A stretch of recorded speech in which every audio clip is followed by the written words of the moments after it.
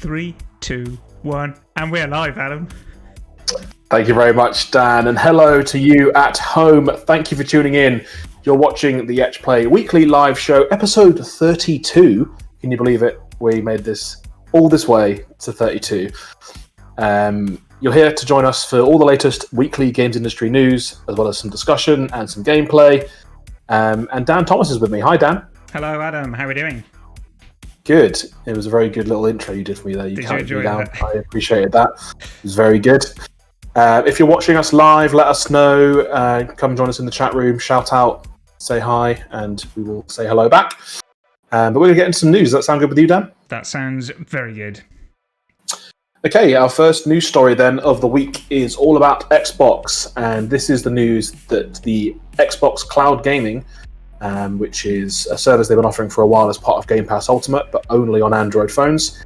A beta has been unveiled this week in the last couple of days that allows it to work in browser. So crucially, this means you can now play it on PCs as well as Apple phones and tablets, as previously iOS blocked any attempt by Microsoft to get onto the App Store in terms of Game Pass streaming.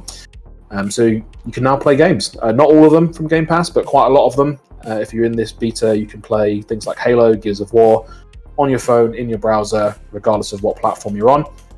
And yeah, this is a big deal. This is a big step for cloud gaming in general, for one of the biggest players in the game, one of the biggest subscription services in the game, if not the biggest, to be pushing this out to browsers. And yeah, I mean, you can play Grand Theft Auto 5 in a browser now, Dan. How crazy is that? It is. It's very cool. And we've said for a while, this is another step nearer that kind of logical destination. I want to play a game, open up a browser, go to a thing and start playing that game. And I think it's very exciting. And not just for games as well, like the potential of this expands to any immediate access software or experiences. I think it's very cool. Very excited to check that out. Yeah. So the beta went out to a limited number of people by direct invite, and more invites are expected to be sent out on a regular basis now until all Game Pass Ultimate members have access in the coming months, is the quote we've got from the Xbox press release. If you haven't checked your inbox, check it now. You might already be one of the lucky few. And if you're not, hopefully you'll get access to it very soon. Yes, I was not. I checked mine. I was quite an early adopter of Game Pass Ultimate, thinking, I'm bound to be in this, but no. Yeah, you need to slide into Phil Spencer's DMs, ask him nicely. Phil, if you're watching, hook us up. He's always watching. You can't get enough of the show. Phil Spencer's always there. He's annoying how much Phil Spencer hounds me in my personal day-to-day life. Of course. Hello in the chat to Ben and Tony. Thanks for tuning in. We appreciate you giving us your time here on a sunny Thursday afternoon. It's very sunny out there. Shut your curtains. Stay in. Watch us instead. It's more fun. Next up in the news, we're talking Sony. So last week or the week before, we talked about how Sony had announced plans to shut down the digital stores for the PlayStation 3, PS Vita, and PlayStation Portable, otherwise known as the PSP. There was a lot of reaction to that, mostly negative, especially as far as the PlayStation 3 is concerned. Just that a console that apparently people were playing quite a lot. And Sony have now backtracked on this decision a little bit, so the PSP store will still close as planned, but the PlayStation 3 and Vita digital storefronts will remain open. So the reason this was such a controversial thing is that it would have spelled an end to the availability of any digitally distributed games on those platforms. So if you had a game that was available on PlayStation Network for PlayStation 3 and never received, physical release, you wouldn't be able to get that game anymore. It'd be gone. It's inaccessible, other than through a few less than legal means, shall we say. And in announcing this decision, Jim Ryan's come out and said, he's the CEO of Sony Entertainment, and he said, upon further reflection, it's clear we made the wrong decision here, in a post on the PlayStation blog. Dan, do you like old PlayStation 3 games? Are you keen to see them stay? It wasn't a console I own, so I no particular horse in that race, but I find these things fascinating, and it's the similar scenario when they kind of sunset servers for multiplayer games, and kind of the polar opposite to what we're talking about with Game Pass. It's kind of like this is also one of the problems with the always connected digital world we live in. And I've no doubt whatsoever that there are people at PlayStation who are reviewing all of this stuff going, we are spending X many tens, hundreds of thousands of dollars keeping all these services running. Nobody uses them. Nobody touches them. Like, nobody mentions them. There's nothing. But as soon as you take it away, that's when you create the backlash and raise awareness, and people suddenly feel like I'm losing something. And that's and it kind of creates value to this thing that was not engaged with. So yeah, it's a difficult, and obviously PlayStation have taken a PR battering as a result, and absolutely the kind of the archive situation is important as well. Maybe hopefully we can start to see maybe some plans for preventing that, because we aren't going to be able to keep every service online forever. So maybe start to baking in a strategy for kind of I guess future retention of these sorts of titles. But it's well done for listening and taking action, but yeah, they're just kind of prolonging the problem for the future, I guess. Yeah, if you want to play Castle Crashers on PlayStation 3 for all the time in the world, as long as fans keep asking for it. Next up, we're talking about Discord, and this is another update to a recent story. So we recently reported that Discord were in talks to be acquired by Microsoft. The deal was worth a rumored $10 billion, eye-wateringly large amount. But the Wall Street Journal is now reporting that the talks have been shelved for now. Apparently, Discord took offers from at least 3 potential acquirers, including Microsoft, but decided it would rather stay independent, potentially with an IPO being one possibility for the future, so they could go public. Some people happy about this. I mean, a lot of people maybe remember what Microsoft have done to other platforms they've bought in the past that haven't maybe been as much of a success after being acquired, I guess. But this sounded like it was potentially a close deal with the Xbox division, which does usually have an appropriate level of respect for some of these services, maybe. What do you make of this, Dan? Well, I mean, it would be difficult not to mention kind of a large community platform owned by Microsoft. Maybe like Mixer is a recent example of that maybe didn't pan out quite as well as you'd like. But like I say, this kind of Discord is a proven and established platform, and Microsoft do often make good of these kinds of things. So yeah, I guess it's going to get. I think they've learned, like, they don't tend to meddle too much. So yeah, I don't think like GitHub. Microsoft acquired GitHub. There was no there was outrage, but there was no great impact to the service. It's still a great resource. Not yet. yeah. To touch wood. I think it's like a roll of the dice when you get bought by Microsoft. Like you either end up in one of the good bits of Microsoft, or you end up in the department that makes Microsoft Teams. I think it's the same for any of these mega groups. Like, they're too big to treat as a single entity. It all comes down to who the people involved, what teams are you dealing with, what's the the retention arrangements with the senior staff at Discord. There's a lot of influencing factors for sure. Okay, next up in the news, quick one. Call of Duty Warzone has hit 100 million players, they announced in a recent tweet. Congratulations, Activision. You've made a very successful product, and you've monetized loads of people. Enjoy all that money. Yeah, it's swimming in it like Scrooge McDuck. So obviously a very, very popular title. And excuse my ignorance, Warzone, is that the latest release of Call of Duty? No, Warzone is their Fortnite competitor, Battle Royale, free-to-play. Okay. Because I know wasn't it last week we were sharing that Apex reached 100 million? Was that? So? Yes, I think I was. Last week or the week before, in recent times. So okay. Free-to-play Battle Royale is pretty big. I don't know if you've noticed. They're all the rage. Get on that if you've got a good Battle Royale you want to get out there. It's easy. Yeah, just put guns in it, make a cloud that slowly gets smaller. It's fine. We've also got some nominations for the GDC Awards. This is the Game Developers Choice Awards, which obviously mean a lot to people in the industry, so congratulations to all the nominees. The frontrunners are Hades, Ghost of Tsushima, and Last of Us Part 2, who all received 7 nominations in multiple categories. And I can tell you that up for Game of the Year are Animal Crossing's New Horizons by Nintendo, Last of Us Part 2 by Naughty Dog and Sony, Half-Life Alyx, Valve's return to the Half-Life franchise with VR added, Hades by Supergiant, and Ghost of Tsushima by Sucker Punch and Sony. So a good showing for those games. Congratulations to everyone nominated, and we hope you do well at the ceremony. Very familiar lineup of award winners there, isn't it? Yeah. Who's your money on, Adam? That's a good question.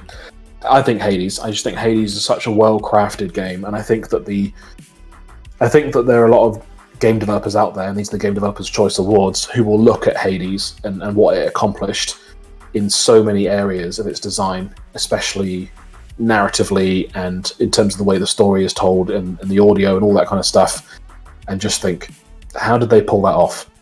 How did they do it? Because it's an incredibly polished game, and it's also a bit mind-boggling how the conversations always work and make sense, no matter what you do or what order you do things in. So we can deduce you're a fan. Yes, I'm a big fan of Hades, but I'm also a big fan of some of these other games on the list. I liked Animal Crossing. I thought it was a tonic in a very difficult year for a lot of people. I think that would also be a very worthy winner. Speaking of games that I like, we're talking about Overwatch next, and this is just the, I guess, sad news if you're an Overwatch fan, that Jeff Kaplan is leaving Blizzard. He's a 19-year veteran of the Blizzard team, and he's, I guess, been the go-to guy for all things Overwatch for a while. If you've ever watched an Overwatch video where they've explained or broken down a new character or talked about a new initiative that they're launching, it would have been him presenting it almost definitely. So moving on to greater things, and a lot of people have moved on from Blizzard recently. I'm not reading too much into that. I think it's a very old studio. There's been a lot of legacy talent there who maybe want to stretch their legs a bit nowadays. Best of luck to Jeff, and hopefully Overwatch will continue to be a big success. They've got a second one coming out at some point, right? If they ever finish it. Yeah, and I'm sure there's still a lot of his footprint is going to be in that follow-up as well. But as you say, 19 years he'd been there. Yes. Yeah, I mean, that is a very good tenure, isn't it? So, yeah, and he's you allowed think to that... try something different. In my mind, I was like, 19 years, he must have been there when they invented Warcraft, but actually 19 years ago was still like this millennium. It was like, it's actually not that long ago when you think about it. He wasn't even there for StarCraft Ghost. We like to finish on a Games for Good story every week, and this is just about our belief that games can be a powerful force for good in the world, and we like to highlight a good news story that makes you feel positive about games and what games can do. And this week's Game for Good story is about Rainbow Six Siege. They launched a bundle specifically aimed at raising money for Able Gamers, which is a charity that supports gamers and all people really with disabilities. And the bundle has raised over $170,000 US. Yes, it's a difficult number to read. So this was cosmetic items in Rainbow Six Siege you could purchase for in-game currency, and all the proceeds went to Able Gamers. So well played, Ubisoft. That's a nice thing for you to do. Congratulations to Able Gamers on their new funds, and also to all the Rainbow Six people who got good-looking hats and guns, I imagine, out of the deal. Very good. We're going to throw to a pre-recorded segment, and this week we checked out Outriders, which is the latest game for People Can Fly on Game Pass. So stick around, and we'll be back in about 9 minutes' time to talk about modding this week with Ben Joy. And this is Outriders. See you soon.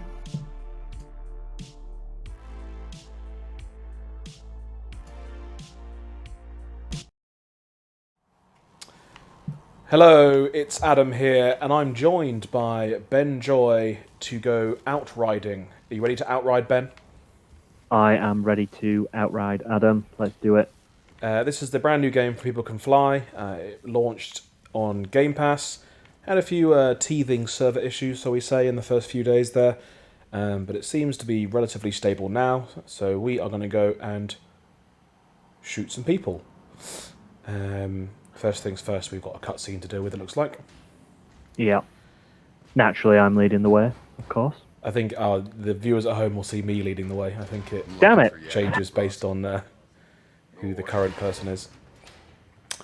We're looking for a guy called Jakob. He's been kidnapped or something, and we're here to try and rescue him. Listen, asshole. So, you got a gun pointed right at your... wow.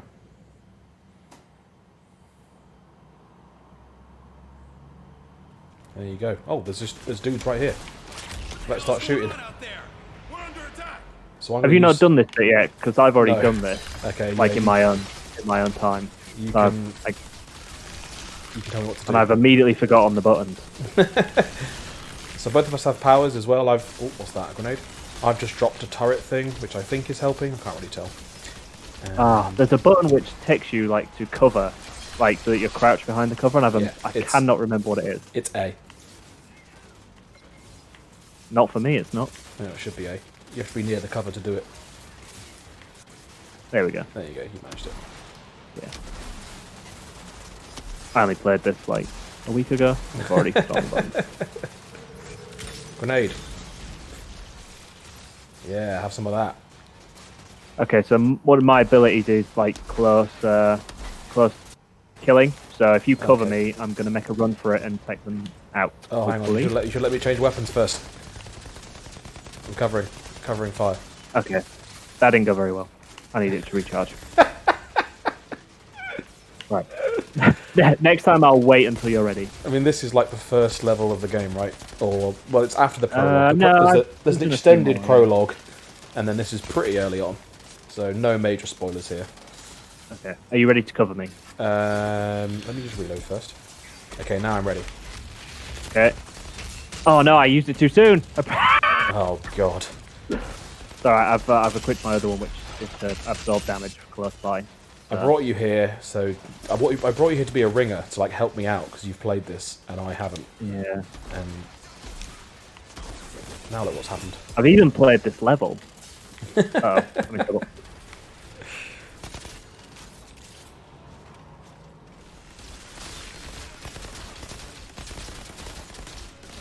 Oh, are you turning people into ice? Is that what you do?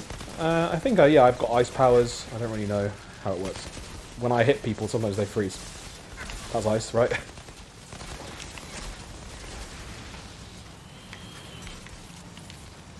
I'm somehow on fire.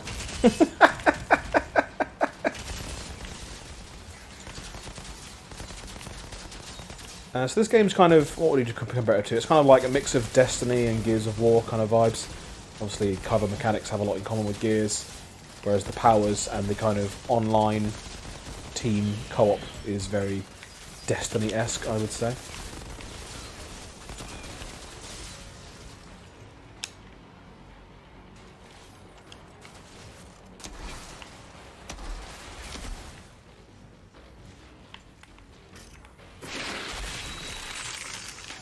I froze a guy. Grenade, move.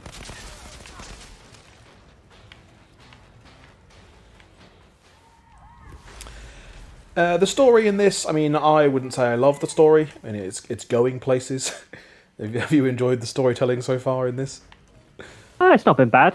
I've quite enjoyed playing it. Like, I've only played it. So we've got to do the same thing now. They're just coming from the other direction. Oh, why are they running so fast? They're hitting me. Oh, why can't I use my... Ah! Look at this treasure. Yeah. Heck yeah. All the loot. So we need to carve a path to Solar Town. To the solar tower. Hey. Oh, yeah. Take me to Solar Tower. Doesn't really work. Would have worked better if it was Solar Town. I mean, what were you trying to do? Funky Town? Yes, you got it. It wasn't that bad. I was thrown off by the fact that I can't read.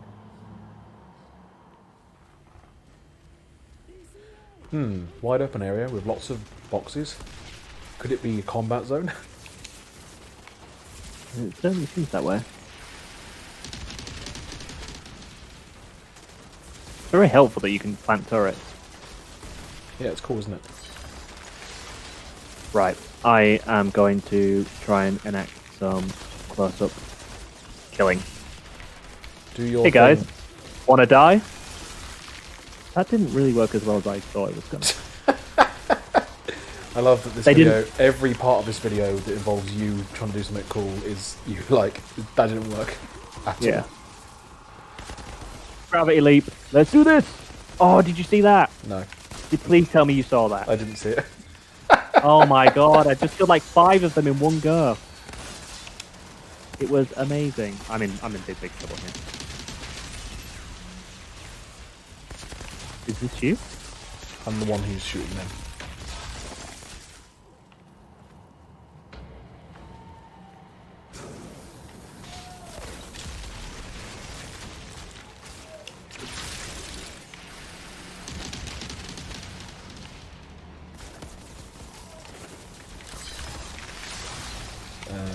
this guy means business. He has a lot of health, and he's got his own abilities. I froze him.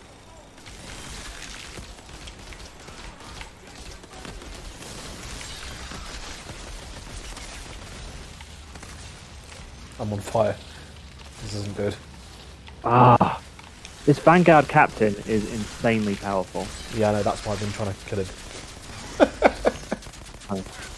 Right, I'm going to try and gravity jump him. Because this will work. What happened?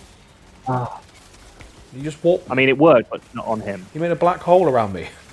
Oh, I'm just walking into grenade after grenade after grenade. I'm in serious trouble. I'm down. Just did another good gravity jump.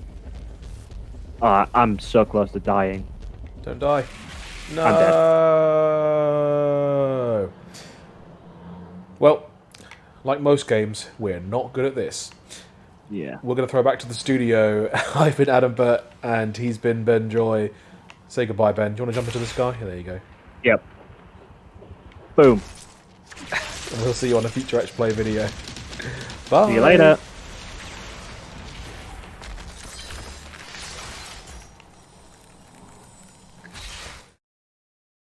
Welcome back. You are watching the Etch Play weekly live show with me, Adam Burt, and I'm joined now by the one and only Ben Joy. Ben, how are you doing? Yeah, not too bad, thanks, mate. Not too bad. Yourself? We weren't very good at Outriders, were we? No. But I mean, we got better after we stopped recording, which is annoying. We did. That was really annoying. Should have done another take. But you're joining me today not to talk about how bad we are at games, but to talk about a unique, specific kind of subculture within games and how it interfaces with the complex world of game creation and game marketing. We're talking about modding. Yes. We are going to talk about modding. For the folks at home who maybe have been, maybe never dealt with mods before, maybe they're a console gamer or they just, love Game Boys exclusively, you don't really get mods on those. What is modding and what's the kind of mod scene about? Yes, so modding is essentially it's a form of user-generated content. It's for players of games to essentially go in and make development changes themselves and add on to the games to either enhance them, add new features, add new bits to your character. Basically, it's user-generated content that you can go in and create yourself on top of the game that already exists. So we're not talking about bands like The Jam, which are very good. And I'm not going to do the chant, even though I told Adam I would, but I'm not going to.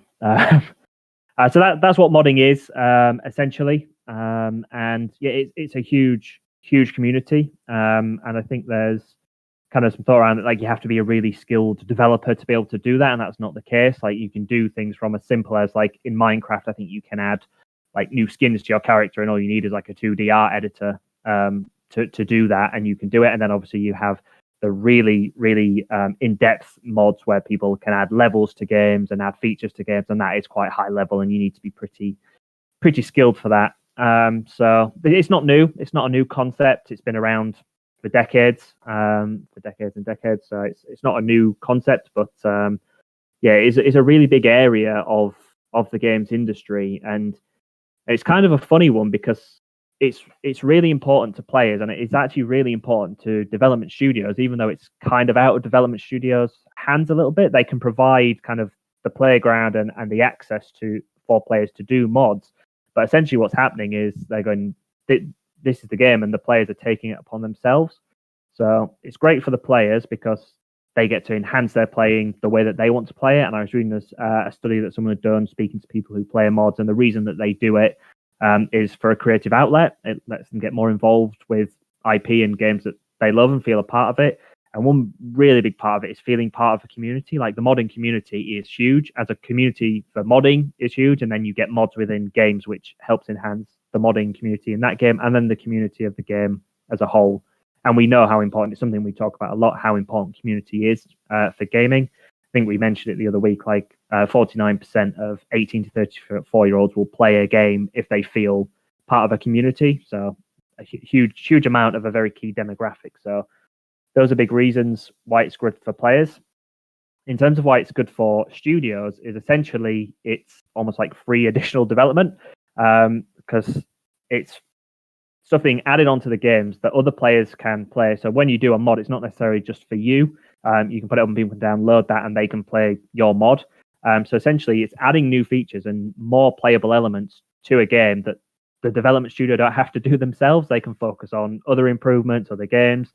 So it helps them along and extends the shelf life of their game. A lot is thrown onto mods for extending the life of Skyrim.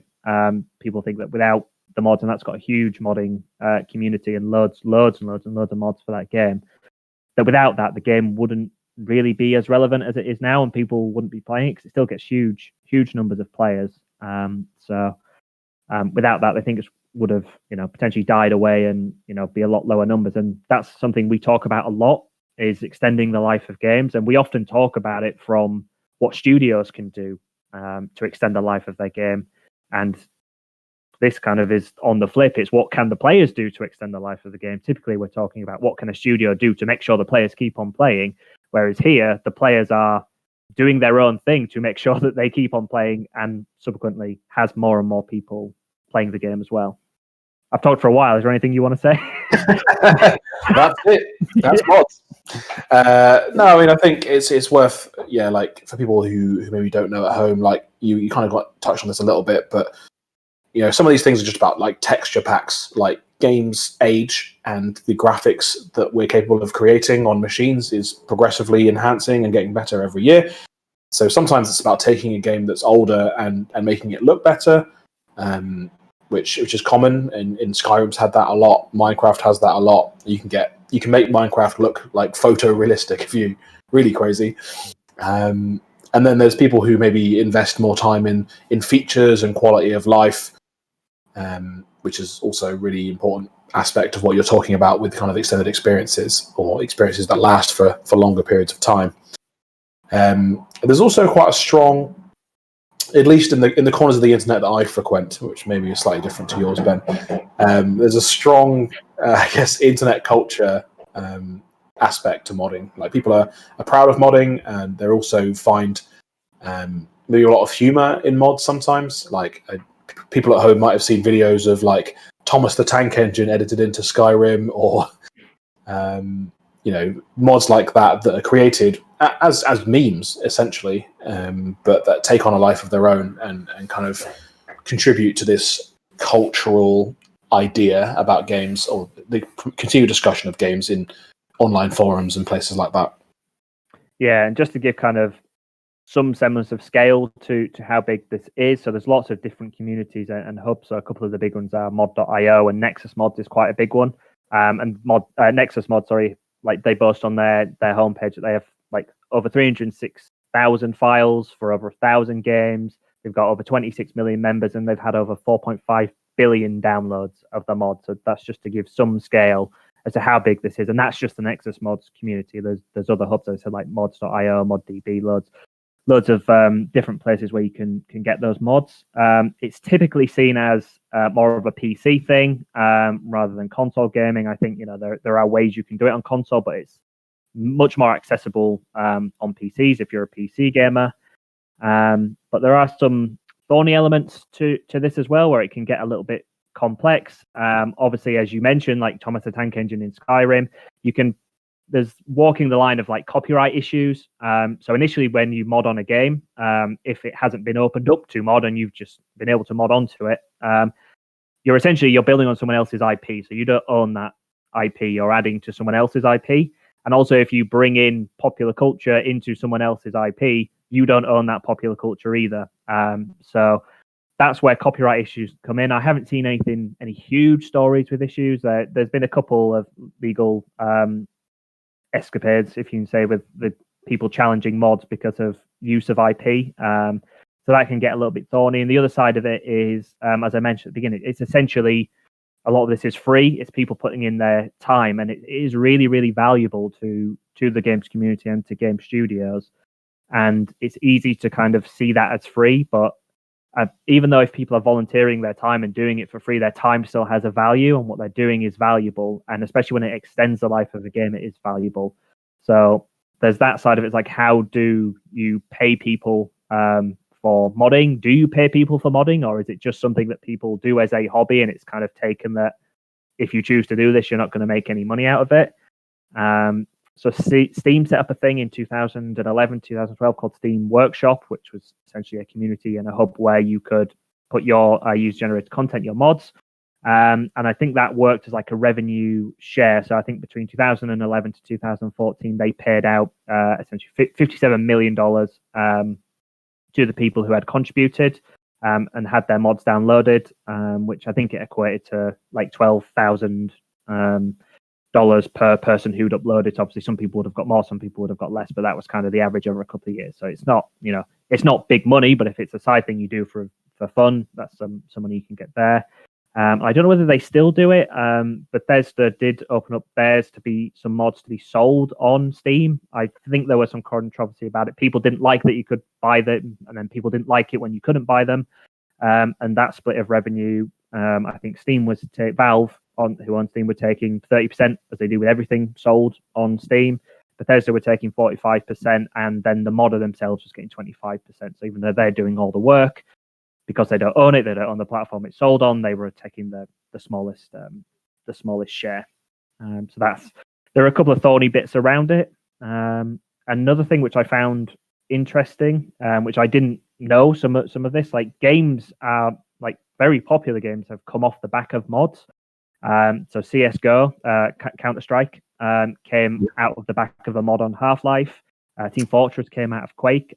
Gary's mod, as the title is, Gary's mod came out of I think it was Half-Life 2 maybe, or Half-Life, and one which I really didn't know about, plays unknown battleground, PUBG, that came out of a mod from Arma 3, and it's actually called that because the person who did the initial mod, their username was Player Unknown, and that's where the name comes from, which I didn't know until I started looking into this earlier this week.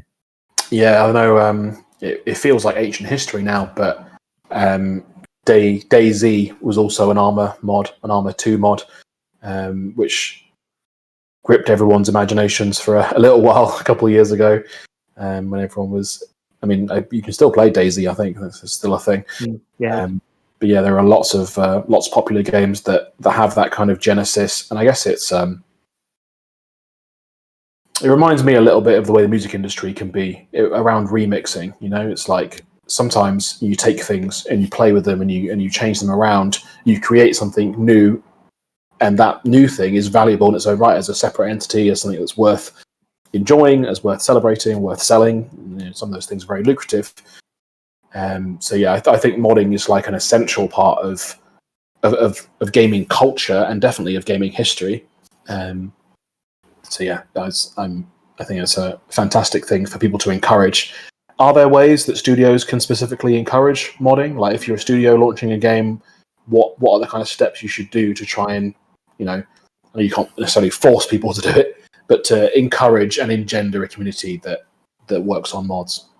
Yeah, if you're doing that, you want to be really open about it and kind of give players that sandbox and just present it to them and be like, here's the sandbox to go and do these mods. And some are more open than others. Obviously, Bethesda have leaned heavily into it. As I say, like Skyrim has lasted as long as it has, very much down to mods is the consensus. And then you've got other studios like Rockstar who aren't as into it and not that keen on it, and depending on some of the mods that you do, like you can get banned. I don't know whether that still is the case, but you used to do that. So. I mean, Rockstar, after the hot coffee incident, they don't want anyone playing with their game's code at all.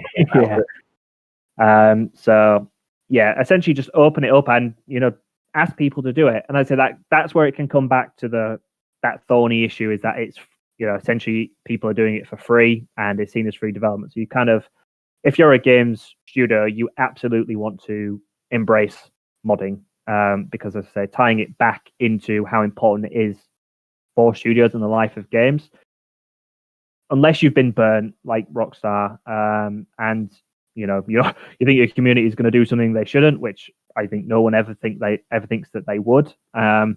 Then yeah, absolutely open it up, because you can extend the life of your game, and that's essentially what studios need. And if people can help them do that without them having to do it themselves, then why would you not? So yeah, give people that sandbox, and I think you see it more from this kind of the sandbox style games, which I think is why so many Like if you look down the list of games which have come off the back of other games, I think Half-Life and Half-Life 2 has so many that have come out of the back of that and gone on to be huge games themselves, not just kind of small games. I mean, like Counter-Strike and PUBG and even Team Fortress, which all come from 3 different games.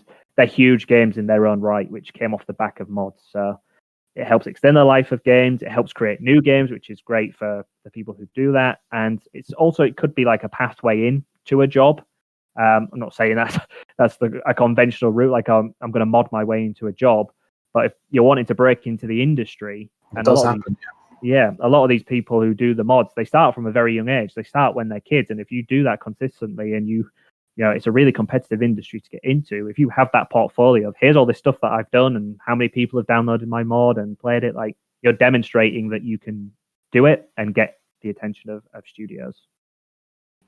I think you have a lot more faith in the internet than I do in terms of like doing the right thing. Like when Cyberpunk came out, I was like, I give it 30 minutes before Keanu Reeves is naked in this game. But thank you for joining me and talking all about the wonderful world of modding. And thanks to you at home for watching. We really appreciate you tuning in. We know there's lots of things you could be doing, lots of shows on Twitch you could be watching. Thank you for watching ours. If you're watching us live on Twitch and you want to follow us, that would be great. It means you get notified when we go live. There's a little purple button down in the bottom right-hand corner, down there, I think, which you can press. And that is... Oh, I'm pointing in the wrong direction. I can see myself on the feedback. I think Dan's like produced the show and he's mirrored me somehow. It's absolutely not your fault. It's definitely not my fault. But yeah, follow us and you'll get notified when we go live. And if you're watching us on YouTube on Catch Up, that's also cool. You're still welcome. You're still part of the club. Just make sure you subscribe on YouTube as well so we can notify you when we upload new videos. We'll be back next Thursday at the usual time of 4 p.m. with all the latest news, industry discussion, and gameplay. I'm Alan Burt. He's been Ben Joy, and we'll see you again soon. See ya. Bye.